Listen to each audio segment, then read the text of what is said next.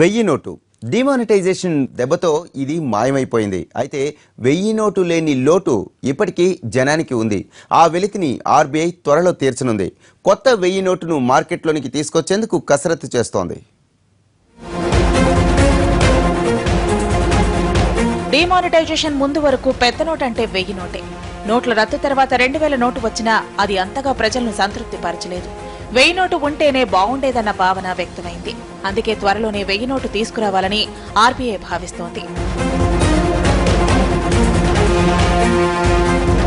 కొత్త అవతారంలో వెయ్యి నోటు రాబోతోంది. ఇప్పటికే ప్రింటింగ్ ప్రారంభమైందని, త్వరలోనే మార్కెట్లోకి విడుదల చేస్తారని సమాచారం.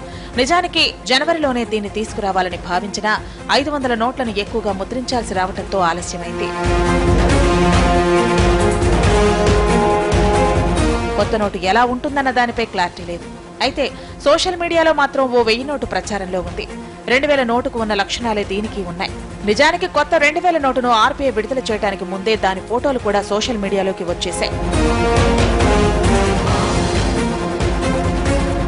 వెయ్యి నోటును ముద్రించాలన్న ప్రభుత్వ నిర్ణయంపై విపక్షాలు మండిపడుతున్నాయి. అలాంటప్పుడు పాత వెయ్యి నోటును ఎందుకు రద్దు చేశారని ప్రశ్నిస్తున్నాయి.